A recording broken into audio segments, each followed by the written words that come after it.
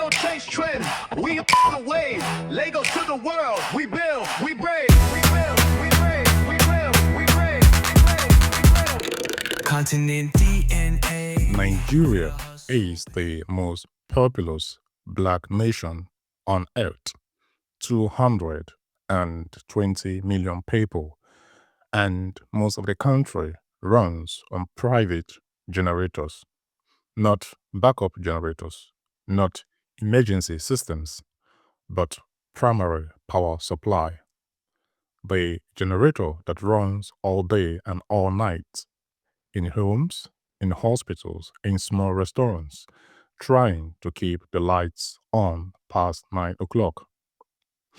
And what you have to really sit with, is this. Nigeria is sitting on some of the largest hydrocarbon reserves on the planet, a massive, fast-growing consumer market, an extraordinary pool of human talent, genuine demand, genuine capability, genuine resources, and still chronic darkness. That contradiction is where we start, because this is not a story about geography. It is not about missing technology. It is not even really about corruption, though when we get to that. The energy crisis Nigeria lives with today is, to an uncomfortable degree, architecturally self-inflicted. Not because engineers were missing, not because capital never showed up, and not because the market wasn't there, but because the incentives, the actual structural incentives, have been fundamentally misaligned from almost the very beginning. And here is the thesis that runs underneath everything we are about to cover for the next 2 hours. Systems don't malfunction randomly. They perform exactly as they are designed to perform. Nigeria's power sector is not failing. It is actually succeeding at doing exactly what its architecture rewards. If you remember one sentence from this entire episode, it is that one. Because every single thing we walk through today, every scandal, every great collapse, every policy decision, every missed opportunity traces back to that principle. I am Tobe Duru, founder and managing director of Appleglide Group, and your host.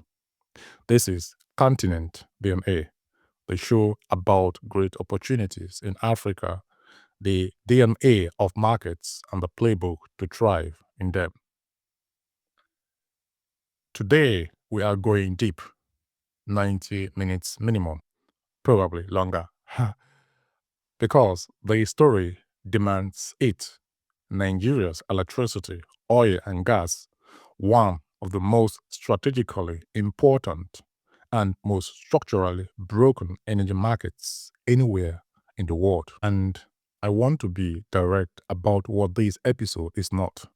It is not a rundown of production numbers. It is not another post-mortem on grid collapses. We are going underneath all of that into the architecture that produced those outcomes, into the incentive structures that made failure not just possible, but practically inevitable. Because that is where the real story lives. Before we go back in time, I want to set up a lens we are going to use repeatedly throughout this episode. I want you to think like a capital allocator, not a politician, not a citizen, but as a disciplined allocator of institutional capital trying to find the highest risk-adjusted return on a 20-year infrastructure bet. If you are that allocator, you are scanning the planet for energy markets with unmet demand, favorable demographics, and growing GDP. Nigeria checks every single one of those boxes. 220 million people, median age under 19, urbanization accelerating at a very fast rate, GDP growing as well, demand for electricity functionally unlimited. Now, compare that to what you would see in, say, Vietnam or Indonesia, markets that were in roughly comparable positions 20 to 30 years ago. Both had large populations, both had resources endowment, both had massive infrastructure deficits, but both built institutional frameworks that let capital flow through to delivery. Vietnam went from roughly 8,000 megawatts in 2000 to over 80,000 megawatts by 2023. Indonesia roughly tripled its capacity over 2 decades. Nigeria today is still below 5,000 megawatts of actual grid output, with a population significantly larger than either of those countries. So, as a capital allocator, the first thing you would ask is not what is the demand. You already know that. The question is, what is wrong with the architecture? Because that is where the risk lives. Keep that lens active. We are going to come back to it. To understand how Nigeria got here, you have to go back more than a century ago. And I mean that literally. You cannot understand what's happening in 2026 without understanding what happened in 1907. Around 1900, something shifted in how the world's great powers thought about power itself. The age of coal and steam was winding down. What was coming? Oil power ships, aircrafts, modern mechanized warfare required a completely different fuel source. And the nations that locked up supply of that fuel would not just compete, they would shape the 20th century. Britain understood this immediately, and the British government started scanning its colonial territories with one question: where is the oil? Nigeria got pulled onto that chessboard. The first documented attempt to find oil in Nigeria goes back to 1908. A British businessman and engineer named John Simon Begheim, who had already convinced the colonial administration that the region had petroleum, secured a license through his company, the Nigerian Petroleum Corporation. But he did not just get a license, he got a monopoly. And this is worth pausing on because it says the pattern for everything that follows. I want you inside this room for a moment as the decision was made then. Picture the colonial office in London, early 1907. The officials writing the oil ordinance are not idiots. They are not naive. They have a very specific problem to solve. Britain needs to secure petroleum supply for its navy. That is the strategic imperative. They are looking at a colonial territory with unknown reserves, limited infrastructure, and no existing regulatory framework for mineral extraction. They have two options. Option 1, open the territory to competitive bidding. Let multiple operators enter, build up the market. But that is a slower process and harder to control. And it creates competing interests that London would have to arbitrate remotely. Option 2, grant a single license to a single operator. One gatekeeper, one signature, full control from the center. For an empire managing dozens of territories with limited administrative capacity. Option 2 is overwhelmingly rational. Monopoly is not chosen because it is efficient. It is chosen because it is controllable. And Bergheim, credit where it is due, understood exactly how to position himself inside that logic. He framed his private commercial venture as a strategic imperial asset. He told the colonial office that one well-funded British operator was the safest way to secure domestic oil supply for the Royal Navy. He tied commercial ambition directly to national security language. And in doing so, he got the ordinance structured to block foreign competitors. That wasn't luck, that was positioning, and it worked for Bergheim. By 1912, Bergheim had already drilled roughly 15 wells in the Lekki Lagoon region and spent approximately £143,000. Now, to feel the weight of that money in terms of what that capital actually represented within the 1912 economy, you are looking at something closer to 150 million today in relative purchasing power. This was not casual exploration money. This was serious concentrated capital. And then, September 1912, Bergheim died suddenly in a car accident. The entire project collapsed with him. And here is the fundamental structure dagger embedded in Nigeria energy history. Progress almost never gets blocked by geology. It gets blocked by institutions, control structures, and by who is and isn't permitted to operate. His company withdrew. Exploration stopped by mid-1913. World War erupted and Nigeria oil journey paused for 25 years. 25 years. Not because there was no oil, but because there was no institutional structure that could survive the loss of a single man. And here is your first recalibration. Most people think of Nigeria's oil story as beginning in the 1950s with Shell at Oloibiri. It did not. It began half a century earlier, and the 25-year gap between Bergheim's death and Shell arrival wasn't a geological problem. It was an institutional one. The monopoly model could not survive a single point of failure, and that fragility, that structural dependence on centralized control is the original code written into Nigeria energy architecture. Everything that follows inherits it.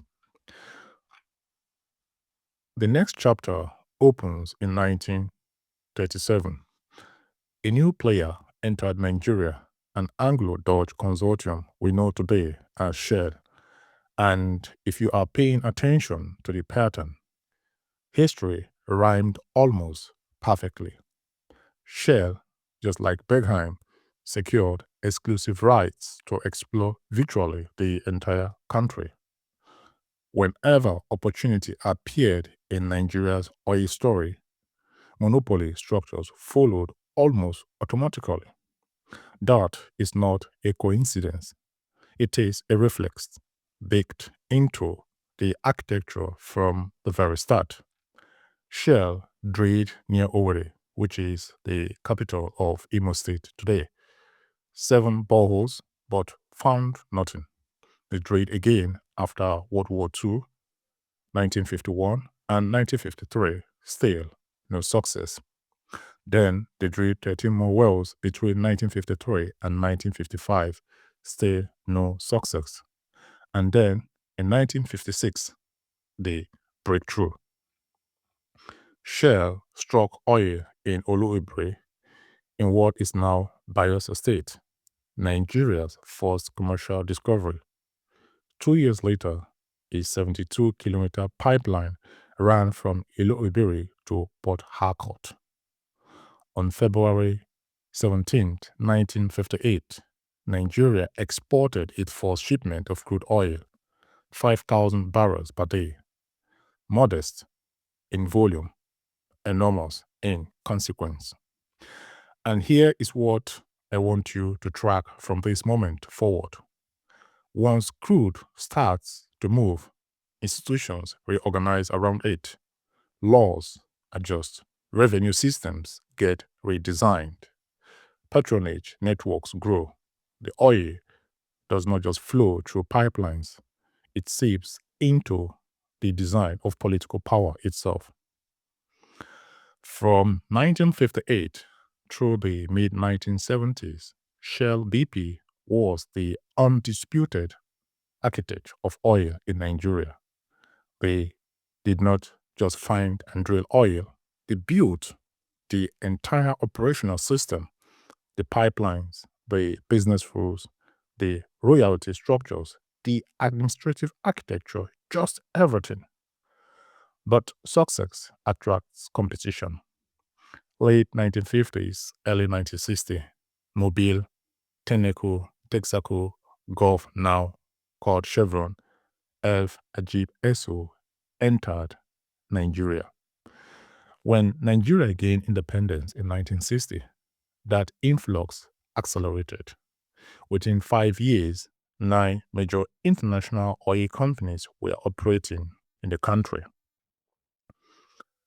The stage looked set for a booming industry. What nobody could see was that this fountain of wealth was about to become the financial engine for one of the most devastating civil wars in modern African history.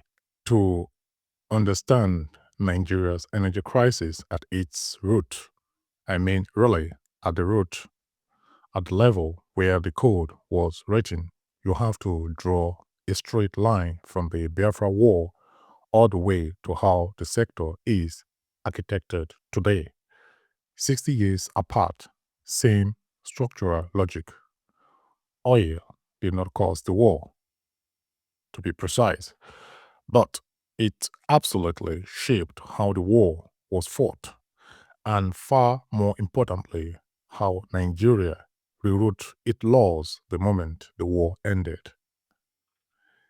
Nigeria gained independence in 1960. The regional system it inherited, a colonial framework where 3 major regions held real autonomy and specific revenue rights, was fragile from the war.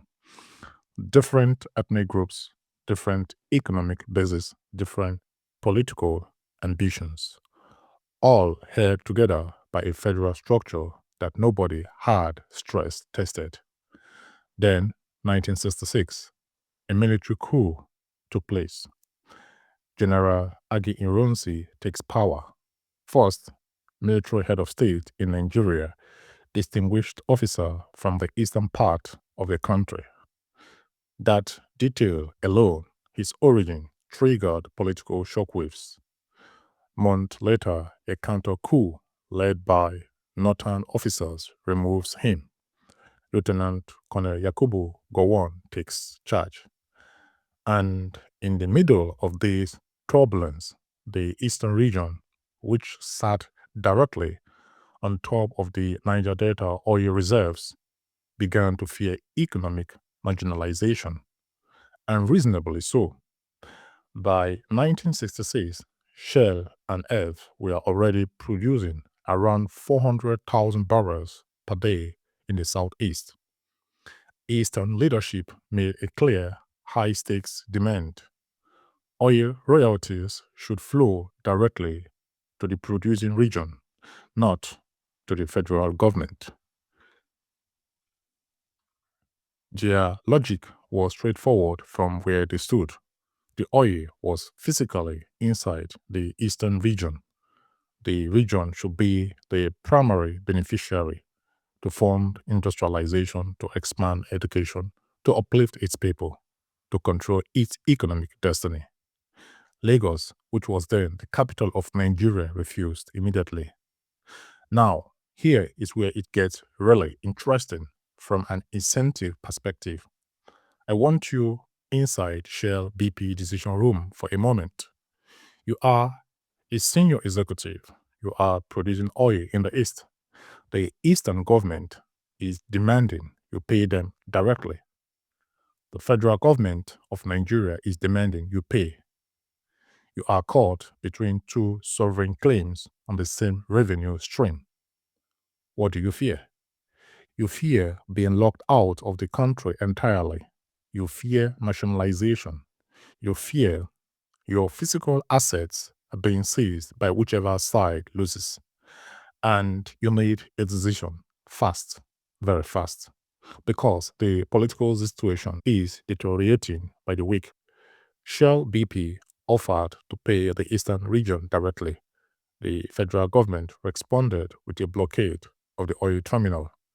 And right there, oil stopped being a commodity. It became political power. Control of that oil meant control of the Nigerian state itself. May 1967, 7 years after independence, the Eastern region declared itself the Republic of Biafra. A civil war erupted. Between 1 and 3 million people died over 3 years. The exact figures are still debated, but no serious historian disputes the scale. To feel the weight of what that conflict caused in human terms, at the low estimate of 1 million deaths, that is roughly the entire population of a city the size of Cologne in Germany or San Jose, California, gone just in 3 years. And at the high estimate, you are approaching the total military death in the American Civil War, except Biafra's toll was overwhelmingly civilian.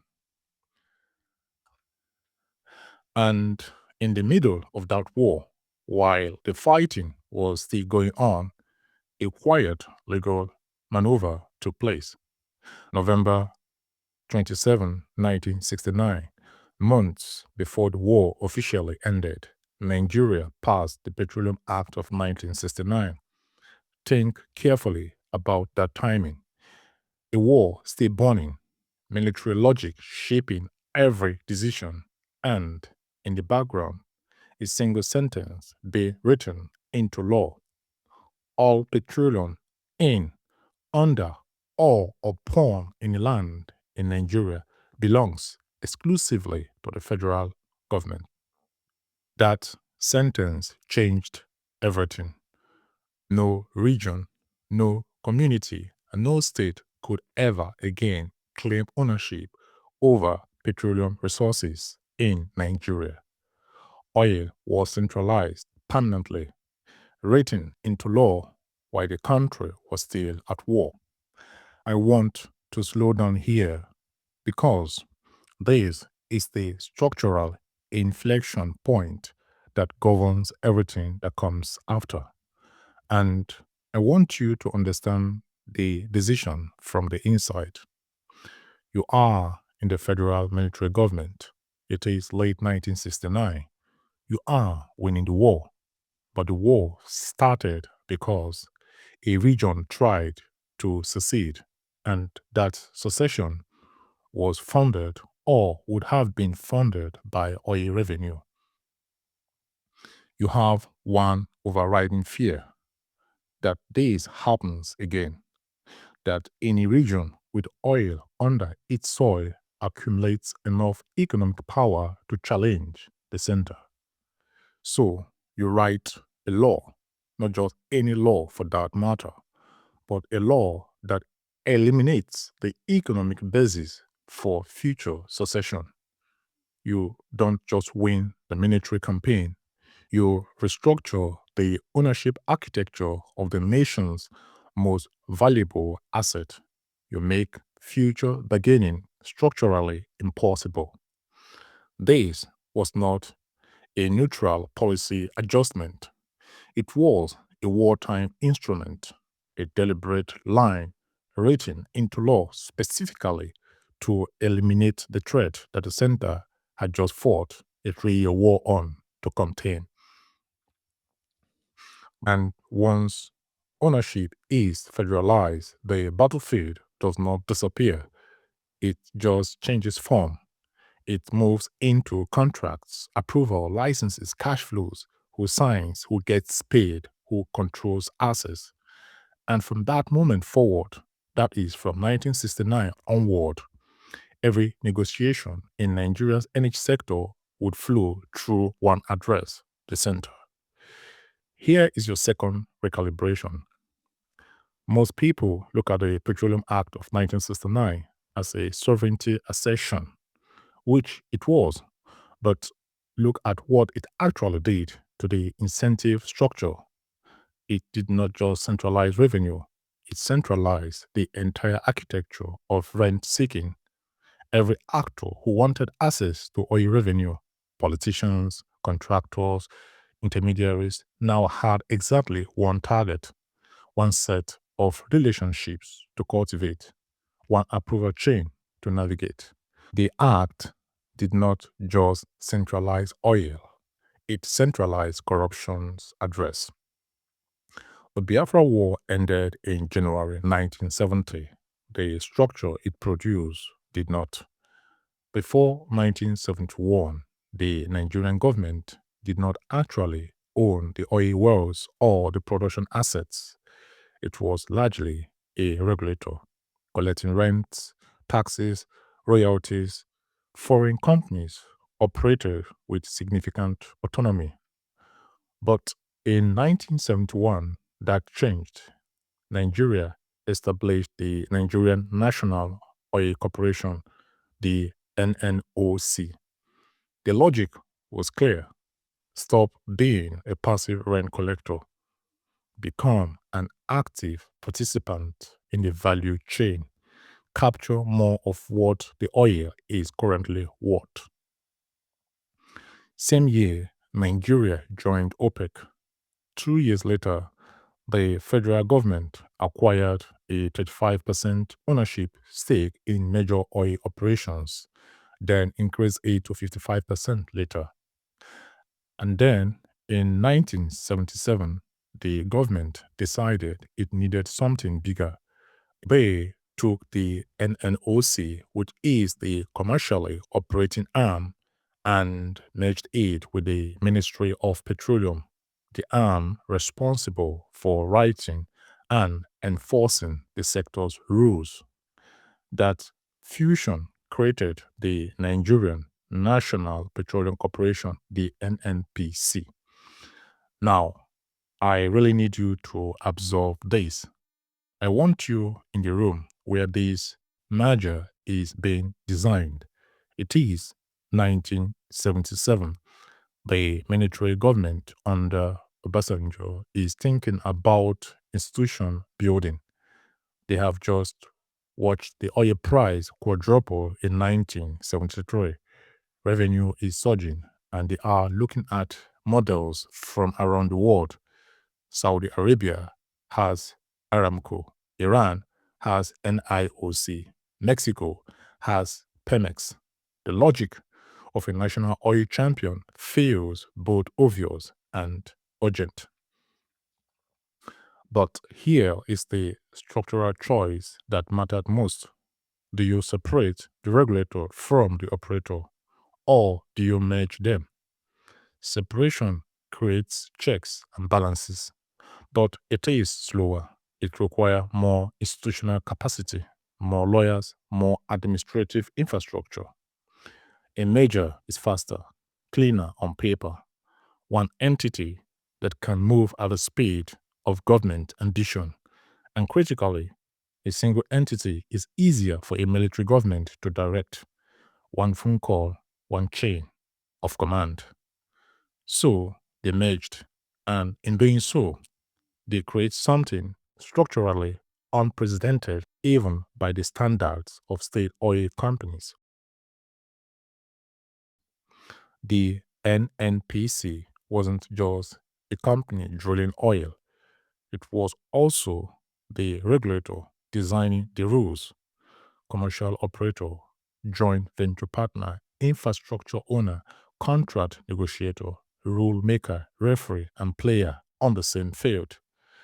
The NNPC became an integrated oil company with extraordinary influence, operating inside a state monopoly of enormous scale. Player, referee, and league commissioner all housed in one building. And I want you to trace the lineage because this is where compounding structural logic becomes feasible. Colonial monopoly, one gatekeeper controlling access. Wartime centralization, one government owning the resource. Post-war nationalization, one institution running the entire industry. Three distinct phases, same instinct, same architecture, and concentration philosophy. Each layer did not replace the previous one. It inherited the previous one and added new weight. The colonial instinct for centralized control was inherited by the wartime legal framework. The wartime framework was inherited by the peacetime institutional design. Each generation of leaders faced a fresh set of problems but reached for the same structural tool, consolidate authority at the center. A monopoly culture produces a monopoly architecture, and monopoly architecture almost inevitably produces incentives that reward control over delivery.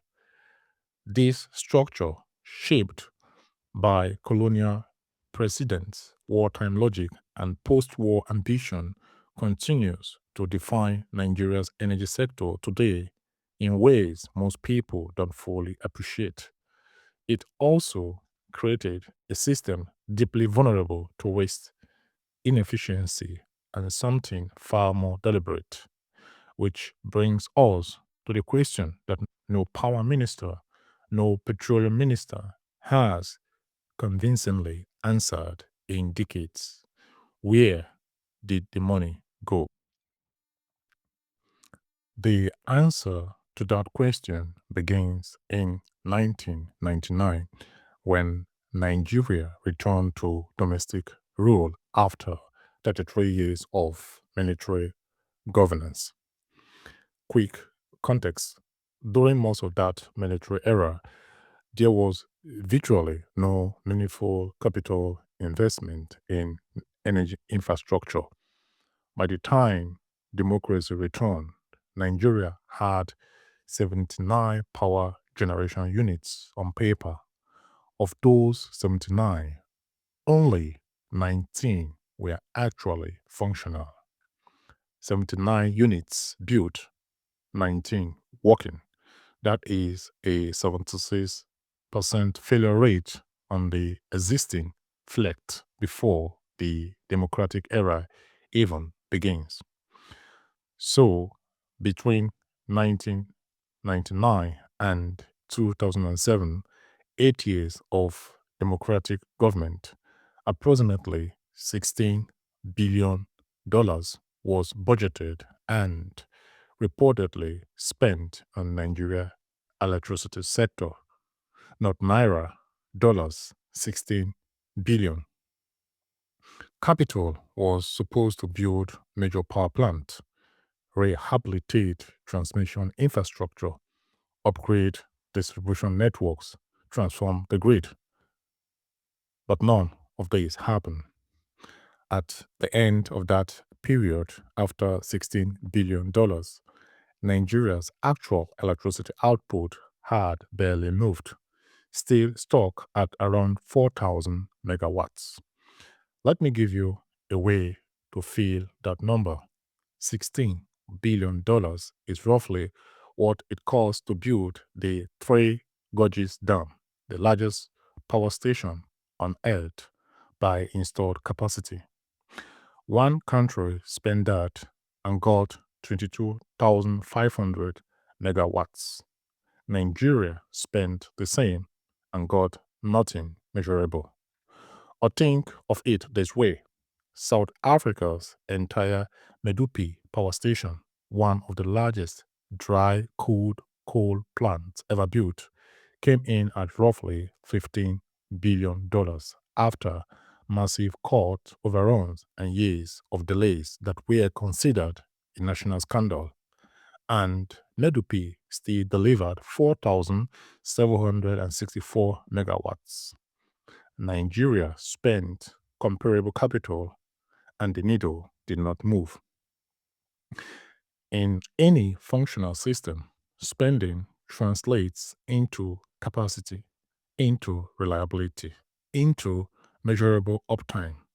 Here, the spending translated into paperwork, into contractor invoices for projects that were never completed. And I want to be very precise about this, structurally engineered for leakage rather than delivery. The story of Nigeria's grid collapse is not primarily a story of technical incompetence. It is a story of systemic financial drain at the highest levels of the state, sustained across several decades. And the architecture we just walked through, the centralized, monopoly based, single gatekeeper model, is precisely what made that drain possible. Now, bring back the capital allocator lens. You are looking at this from the outside. You see $16 billion deployed with no measurable output increase. What does that tell you about the system? It tells you that the system deployed into this architecture does not convert into capacity. It gets absorbed by the architecture itself. The leakage isn't a side effect. It is a feature of how the system processes money. And as an allocator, that is the single most dangerous signal you can receive because it means the problem isn't underinvestment.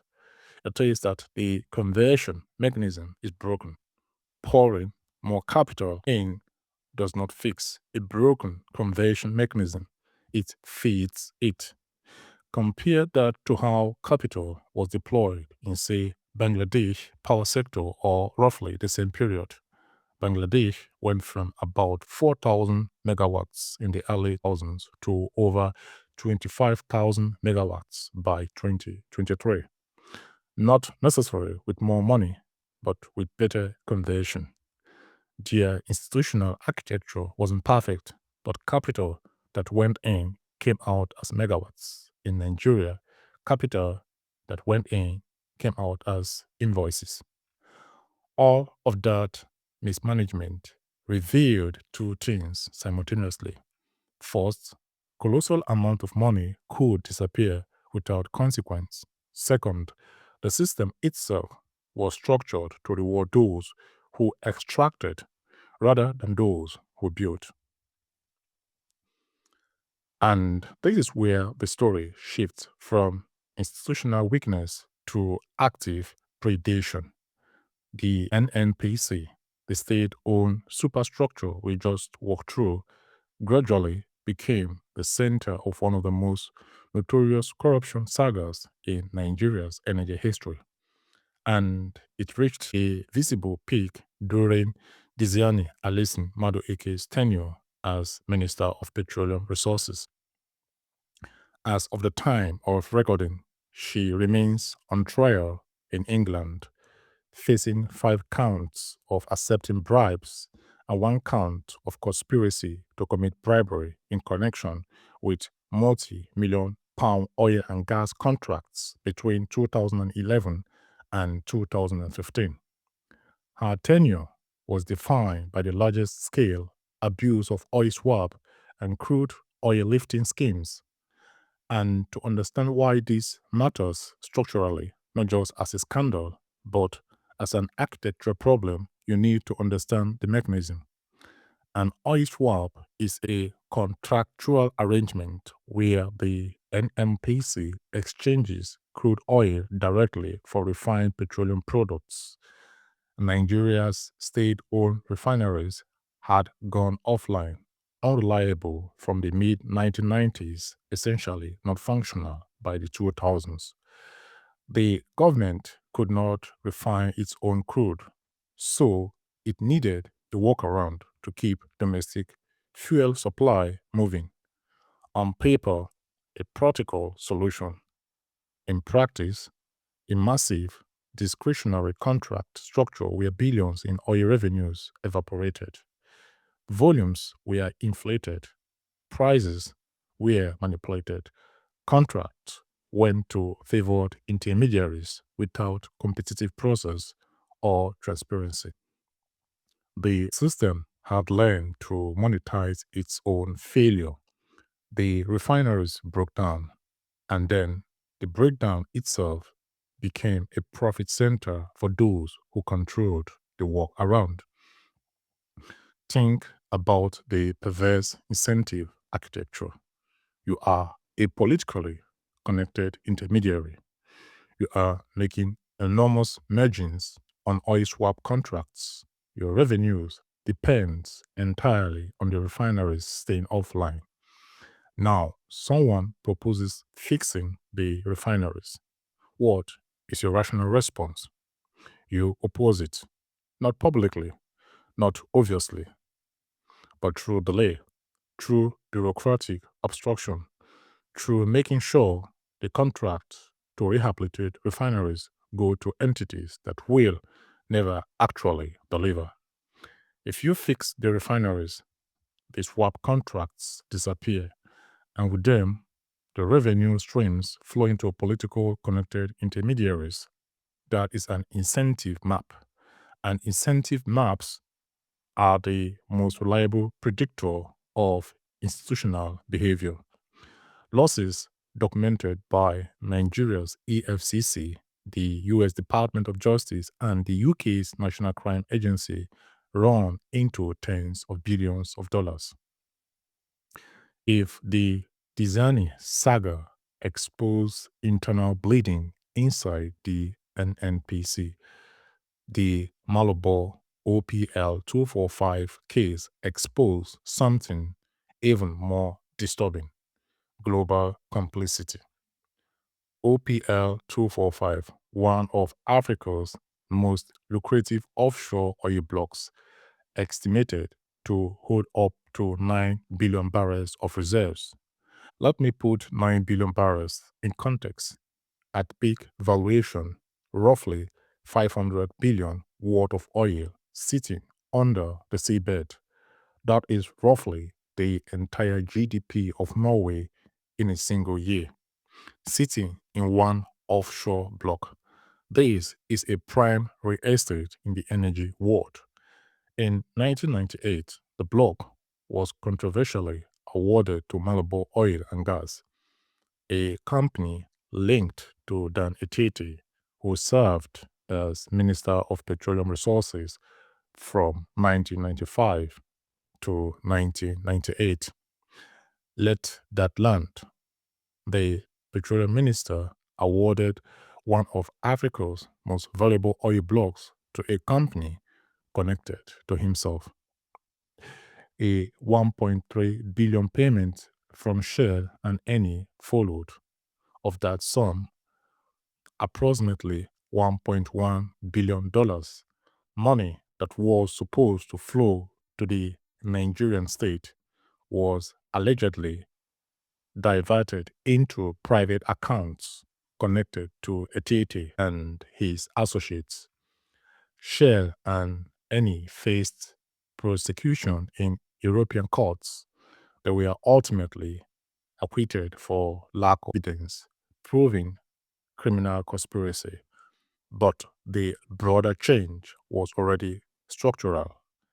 The Malabar case illustrates a brutal reality. Nigeria's energy crisis is not only a domestic government failure, it is also a story of international actors operating inside and benefiting from structural dysfunction. The dysfunction isn't a bug for everyone. For some participants, It is business model. And then there is the fuel subsidy, and this might be the most structurally absurd chapter in the entire story. With refineries offline, Nigeria imported virtually all of its refined fuel to keep petroleum prices artificially low because low fuel prices are politically popular. The government paid subsidies to importers. Over time, this became a massive fiscal sinkhole.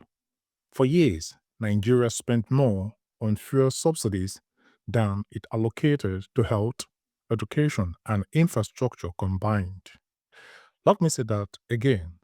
A major oil producing nation spent more subsidizing imported fuel than it spent on hospitals and schools combined. To put a final point on it, Nigeria's fuel subsidy bill in peak years exceeded the entire national budget of several neighboring West African countries. And the subsidy system did not just become inefficient, it became a magnet for industrial scale fraud. Companies billed the government for fuel that was never imported. Audits found that reported import frequently exceeded Nigeria's actual storage capacity. Billions paid for phantom fuel. So, Nigeria, a major oil producer, was importing most of its refined fuel and paying subsidies to fraudsters for fuel that never existed. A paradox engineered not by geology or lack of talent, but by incentives that systematically rewarded waste over productivity. Here is your third recalibration. The subsidy regime isn't a separate problem from everything we have been discussing. It is the same architecture in a different costume. The refineries failed because the monopoly structure had no competitive pressure to maintain them. The failure created a workaround. The workaround created rent seeking opportunities. The rent seekers captured the subsidy system, and the captured subsidy system created an incentive to keep the refineries broken. Each failure produced the conditions for the next failure. That is not a sequence of bad luck. That is compounding structural dysfunction. And every one of these mechanisms, the swap contracts, the OPL 245 deal, the phantom fuel subsidies, traces directly back to the same architectural root: centralized control, monopoly, gatekeeping. A single point of authority controlling enormous resource flow without competitive pressure, market discipline, or genuine accountability. The architecture produces the outcome every time.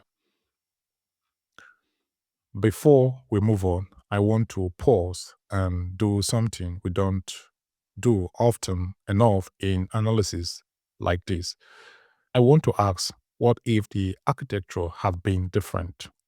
Specifically, what if in 1977, instead of merging the NNOC with the Ministry of Petroleum, Nigeria had kept them separate? What if the regulatory function and the commercial function have been housed in independent institutions with separate mandates, separate budgets, and separate accountability chains? This is not a fantasy. Norway did exactly this. Stad Oil was the commercial operator. The Norwegian Petroleum Directorate was the regulator. The Ministry of Petroleum set policy. Three separate institutions, clear line, competing mandate that created structural tension, which is exactly what a healthy system needs. If Nigeria had built a similar separation in 1977, the regulator would have had no commercial incentive to overlook leakage. The commercial operator would have faced regulatory scrutiny from an independent body. Contract awards would have required approval from an entity that did not benefit from the contract themselves. Would corruption have disappeared? Of course, no. But the architecture would have made large scale extraction dramatically harder. Each node in the system would have had a structural reason to check the others. The Disney era swap abuse would have required collusion across independent institutions, not just control of one integrated entity. Norway's sovereign wealth fund, built on oil revenue, now holds over $1.7 trillion. Nigeria's excess crude account has been consistently depleted, raided, and contested. Same commodity, same global market, radically different architecture, radically different outcomes. The counterfactual does not prove what would have happened, but it illuminates what the actual architecture made almost certain to happen. And that is the point. The outcome wasn't inevitable because of Nigeria culture or geography. It was inevitable because of institutional design choices that concentrated power without countervailing structure. All right, now we shift because everything up to this point has been about oil and how its ownership reshaped political power. But here is something that most people, including many Nigerians, don't fully appreciate. Nigeria is not really an oil country, not fundamentally. Nigeria is a gas nation. Nigeria holds the largest proven natural gas reserves in Africa. It ranks among the top 10 gas-rich nations in the world. Over 200 trillion cubic feet of proven reserves, with prospectivity estimates running as high as 600 trillion cubic feet. In many ways, Nigeria isn't an oil country with some gas. It is a gas province with a little bit of oil. And that fact, buried inside the geology, is at the heart of everything. So here is what I think of the gas paradox, and it might be the single most important structural contradiction in this entire story. A gas nation that cannot power itself. The reason is surprisingly simple: the price. The Nigerian government sets the domestic base price for gas supplied to power producers at roughly $2.13, a capped regulated price, not a free market price. Now, I want you in the decision room of a gas producer. You are sitting on a massive reserve. You have two buyers. Buyer one is the domestic power market. They will pay $2.13 per million BTU. Payment is unreliable. The off-taker is frequently insolvent. Contractual enforcement is weak. Political risk is also high. Buyer two is the international LNG market. They will pay several multiples of that price in US dollars with strong contractual discipline, blue chip counterparties, predictable cash flow. What do you fear? You fear being trapped in a domestic market that cannot pay you. You fear stranded capital. You fear regulatory changes that could further compress your margins. So, what do rational producers do? They behave rationally. They prioritize the export market. They demand prepayment or strict terms of domestic supply. They avoid long-term exposure to a domestic market that struggles with payment reliability. And from a capital allocation perspective, this is where the mispricing becomes devastating. The domestic gas price does not reflect the true opportunity cost of the molecule. It is administratively set below market clearing, which means every unit of gas directed to the domestic power market represents a subsidy from the gas producer to the power sector, but it is an involuntary, uncompensated subsidy. So, producers route capital and molecules to where returns are fair. The domestic market gets the leftover, and the leftover is what runs your hospitals and your factories. Compare this to how Qatar manages its domestic gas allocation.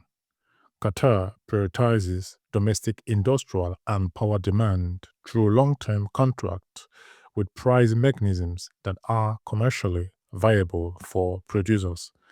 The domestic market competes for molecules on terms that make economic sense. Nigeria's domestic market does not compete. It commands, and commands backed by unforeseeable prices produce shortages. The outcome is almost structurally inevitable.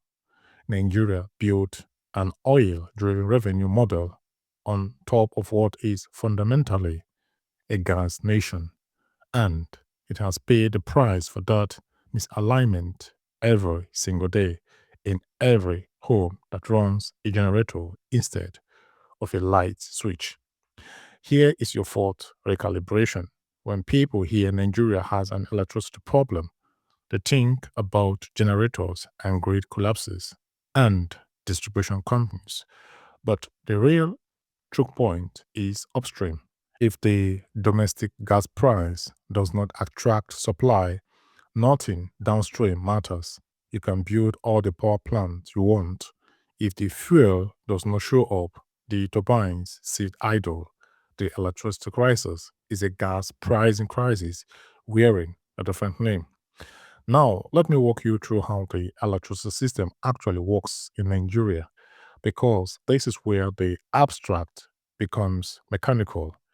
There are three layers. Each one is its own battlefield, and critically, each one inherits the dysfunction of the layers above it. Layer 1, generation, the Gencos, roughly 23 to 40 grid-connected power plants, falling into three categories.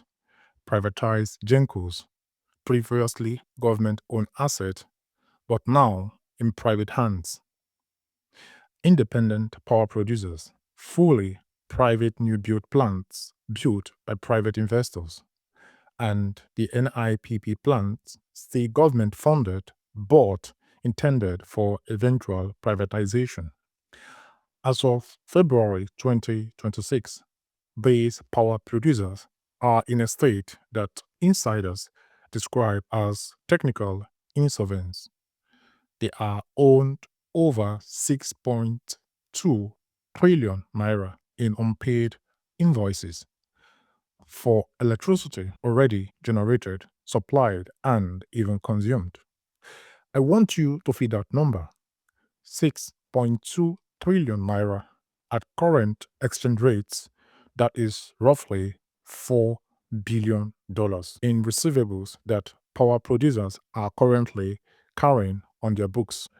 That is more than the entire annual revenue of many mid-sized utilities in developed markets. It is roughly what ESCOM, South Africa's state power utility, collects in revenue every 4 to 5 months, except ESCOM receives that money. On average, Gencos receive only about 35% of their monthly invoices.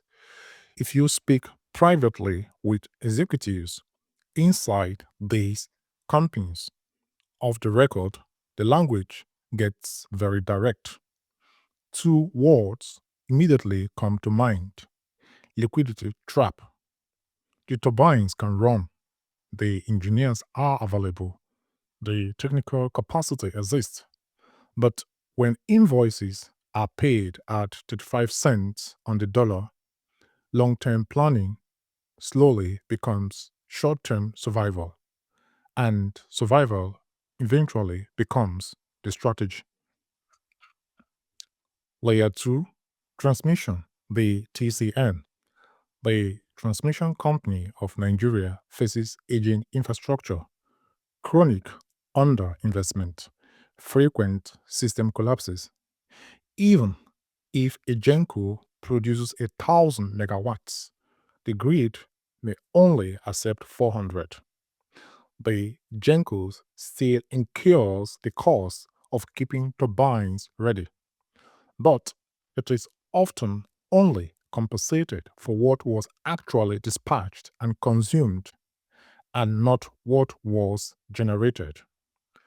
Following the Electricity Act of 2023, the government unbundled TCN and created the Nigerian Independent System Operator. The intent is simple: to separate the referee from the infrastructure operator, reduce conflicts of interest, and reduce grid collapses. Layer 3, distribution, the discos, the entities delivering electricity to end users. And this is where the entire financial chain breaks. The 2013 privatization effectively set many of them up to fail. And I want you in the room where that privatization was designed. The government then needed to divest. International lenders and advisors were pushing for private sector participation. The model looked clean on paper, but the buyers instead inherited aging networks while simultaneously carrying large debt burdens and navigating constant political interference. Their central challenge is devastating in its simplicity. They cannot collect enough revenue to fully pay the generation companies, non payment by customers, energy theft through illegal connections, and meter bypassing are additional problems the discos struggle with. Tariffs are kept artificially low for political reasons, far below what it actually costs to generate and deliver power.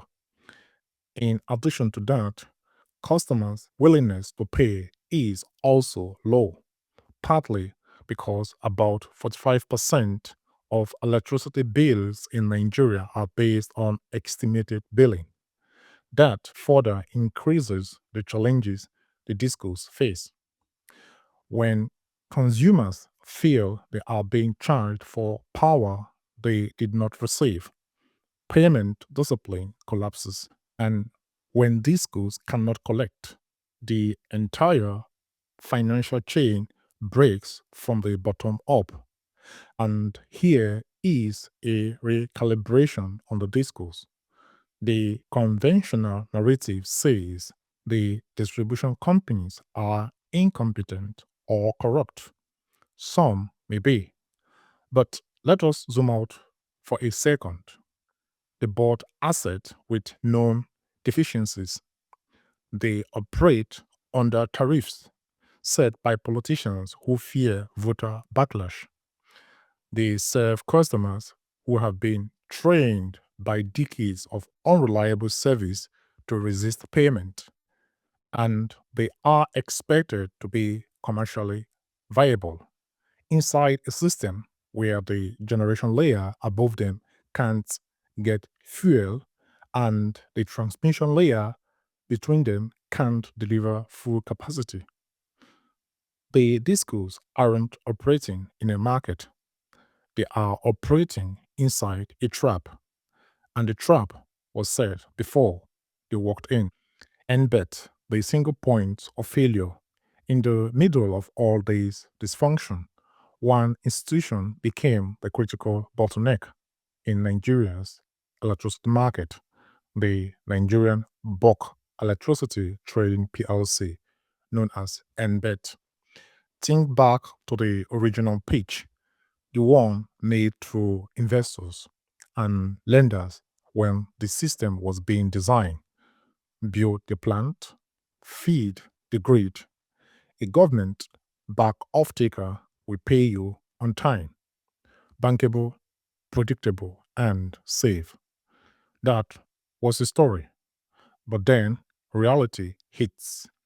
I want you in the shoes of an independent power producer. You have invested hundreds of millions of dollars into a gas fire plant. You even took that risk because the government, through NBET, promised to be a credible, bankable off taker. You went to international lenders with that government guarantee. You modeled 20-year cash flows based on that promise. Then the discos fail to collect. They can't pay NBET in full. NBET can pay you, the independent power generator. Your receivables grow. Your debt service stays fixed. Your lenders start calling. What do you fear? Default, asset stranding, or reputational damage that prevents you from raising capital for your next project anywhere in Africa. And slowly, almost quietly, the word bankable starts to lose its meaning.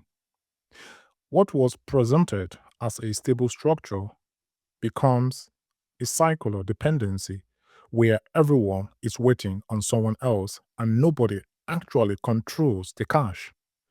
NBET was designed as a financial bridge, a temporary stabilizer while the market matured. Instead, it became a permanent bottleneck, a monopoly buyer, a monopoly seller, a single point of systemic vulnerability. Now, pull back to the capital allocation lens one more time.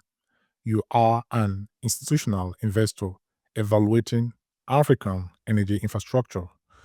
You are comparing Nigeria to Kenya, where independent power producers like Lake Turkana Wind have operated with relatively stable off-take arrangements, or to Morocco, which has attracted billions in renewable energy investment through clear contractual frameworks and credible counterparties.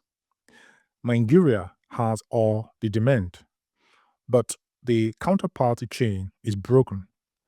Every link depends on the link below it, and the bottom link, that is consumer collection, is structurally weak. So you don't invest, or if you do, you demand sovereign guarantees, concessional terms, and risk premiums that makes project even more expensive. This, in turn, pushes tariffs higher that makes collection even harder. This price risks does not just deter capital, it compounds fragility. Each failed investment cycle makes the next one harder. Each broken promise raises the cost of the next promise. The system does not just fail to attract capital, it actively repels it. And the repulsion accelerates over time. On July 25th, 2024, Nigeria's Electricity Regulatory Commission issued an order requiring NBET to stop entering into new electricity purchase and resale contracts. The gradual dismantling of NBET as a central wholesaler had begun. Nigeria finally confronted a hard truth. You cannot build a modern, competitive electricity market around a single government controlled wholesaler. That structure may look elegant on paper, but in a real economy with real incentives and real human behavior, it becomes fragile, very fragile.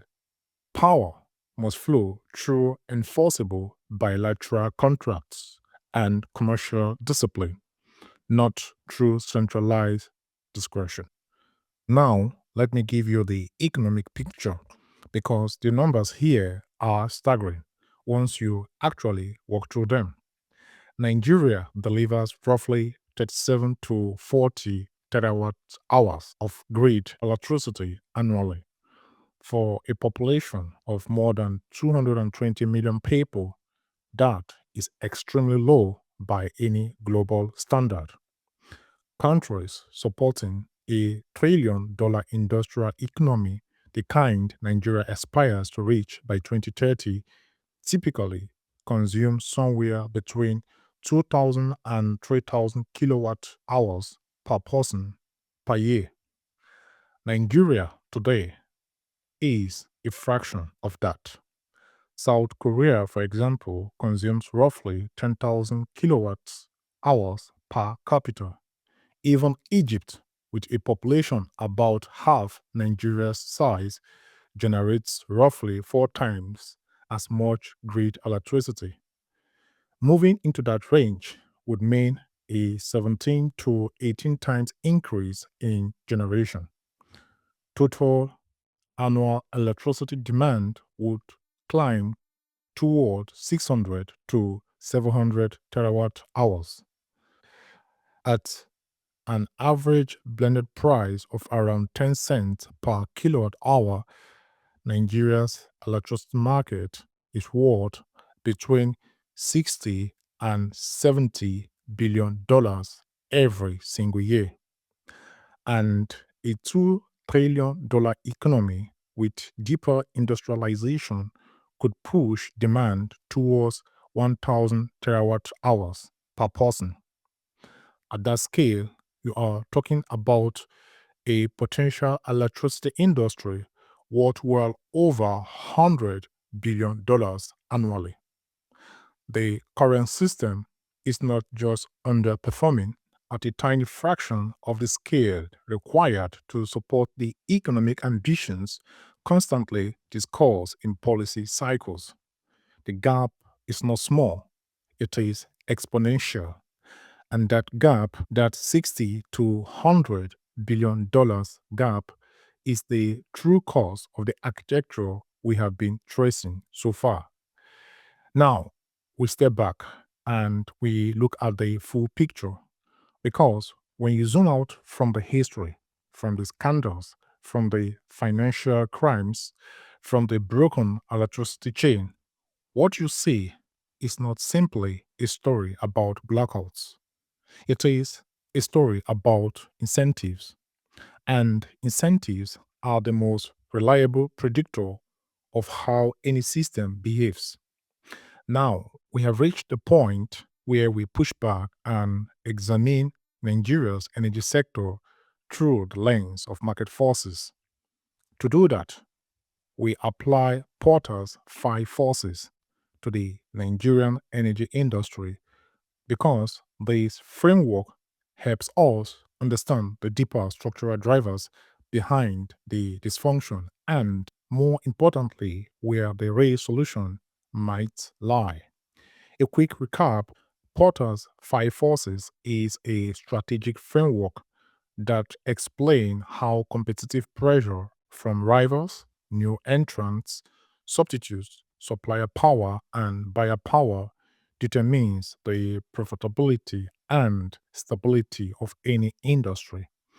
And when you look at Nigeria's energy sector through that lens, the conclusions becomes uncomfortable, almost brutal. Let us start with competitive structure. Nigeria should be one of the most attractive energy markets on earth.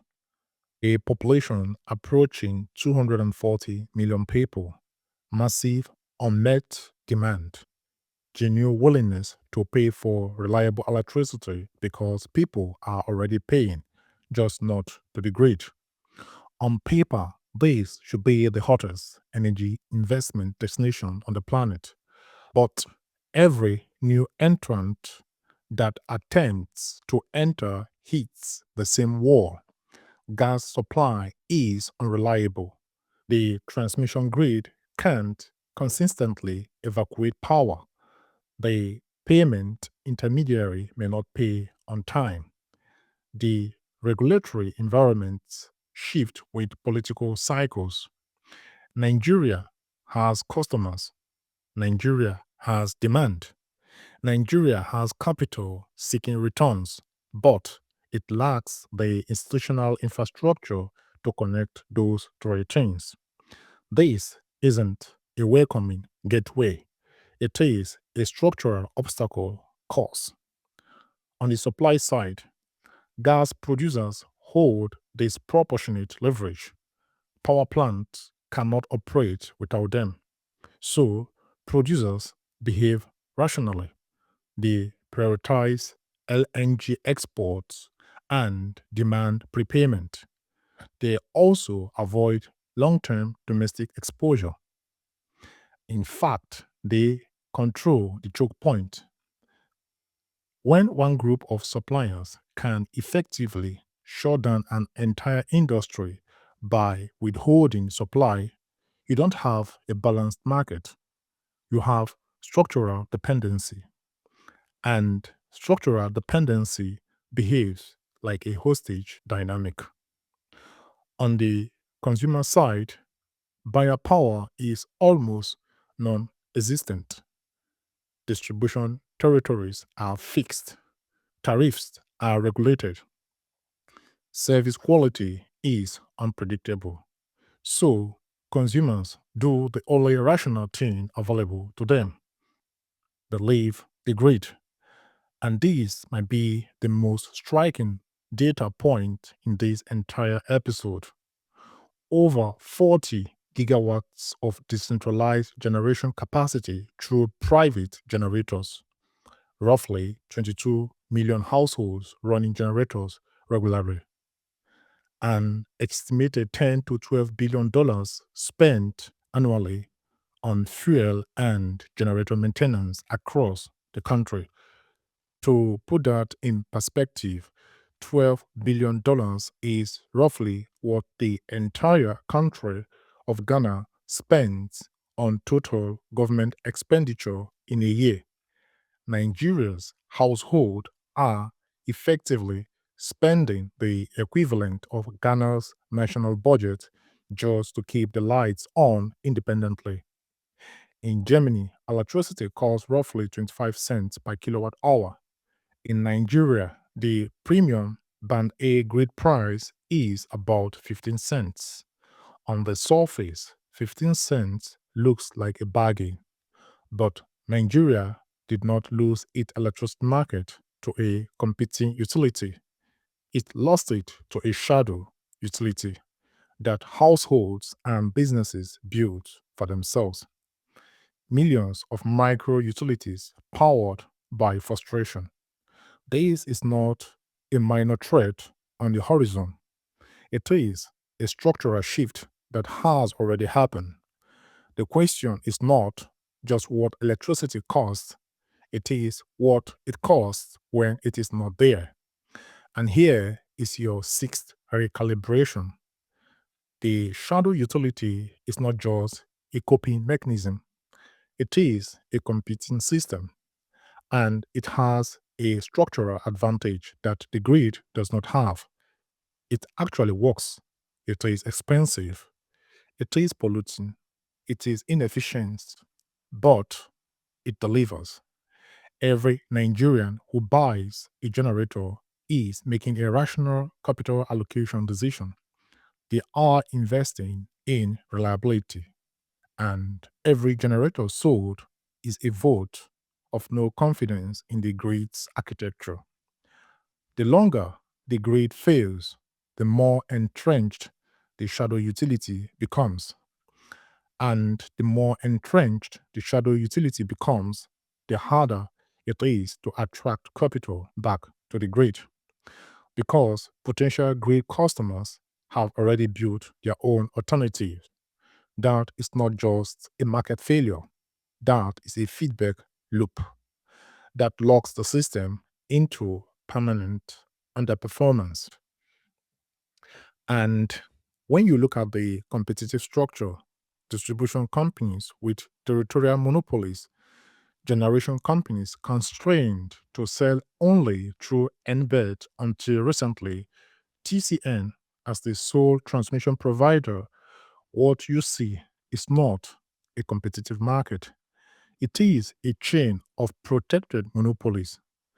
And when every actor is shielded from competitive pressure, no actor has a strong incentive to improve performance. Each actor can mismanage, delay, or underperform. And instead of the system correcting itself, it simply absorbs the dysfunction and continues. A sector architecturally engineered to fail regardless of how much money or technical expertise is injected into it, because the architecture itself is the failure mode. Nigeria's energy crisis is not a mystery. It is not a failure of intelligence, not a shortage of capital, not a lack of engineering talent at all. It is the predictable output of incentives layered over more than a century of institutional design, colonial monopoly, wartime centralization, state consolidation, subsidy distortion, export prioritization. Each of those decisions made sense in its own historical moment. Each one had a logic, each one had a justification, but layered together over decades, compounded, they produced a system that cannot consistently deliver stable power to 220 million people, not because of a single catastrophic failure, but because of accumulated architectural choices that each individually seemed reasonable.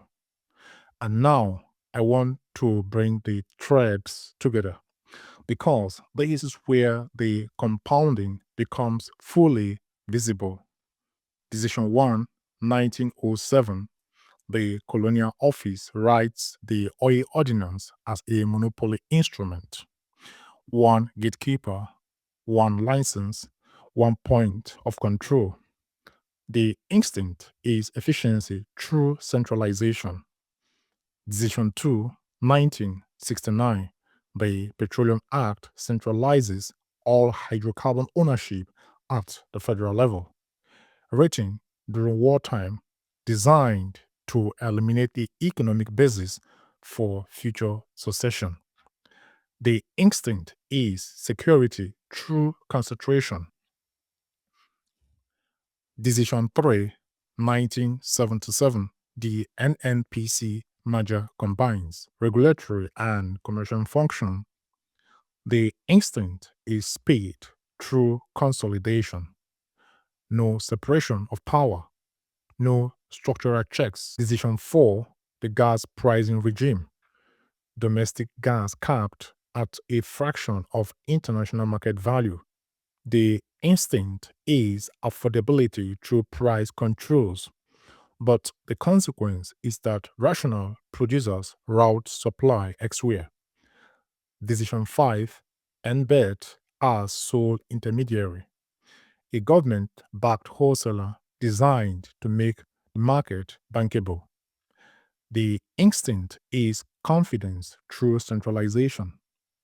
But when the bottom of the chain can pay, the entire structure collapses upward. 5 decisions spanning over a century, each one rational in its moment, each one concentrating authority at the center, and each one compounding the structural fragility of the one before it. The 1907 monopoly instinct did not die. It just kept finding new institutional forms. Each generation of leaders inherited the architecture of centralized control. The Wartime Act inherited the colonial reflex. The NNPC inherited the Wartime Act. The gas pricing regime inherited the NNPC's monopoly logic. NBET inherited the assumption that one central entity could manage market risks, 5 layers of the same instinct. And when you stack them, you get a system that is incapable of self-correction. If you want the cleanest way to summarize the entire story, go all the way back to 1907. That was the moment the system first learned the habit of monopoly. One gatekeeper, one license, one center of control. That instinct did not fade. It expanded, it scaled, it evolved from colonial monopoly to wartime centralization, to the NNPC superstructure, to the NBET bottleneck, to protected distribution territories, monopoly chains embedded inside the electricity market itself. A monopoly culture produces a monopoly architecture, and monopoly architecture almost inevitably produces incentives that reward control over delivery, that reward extraction over construction, that reward political access over operational excellency. So, the outcome we see today is not mysterious.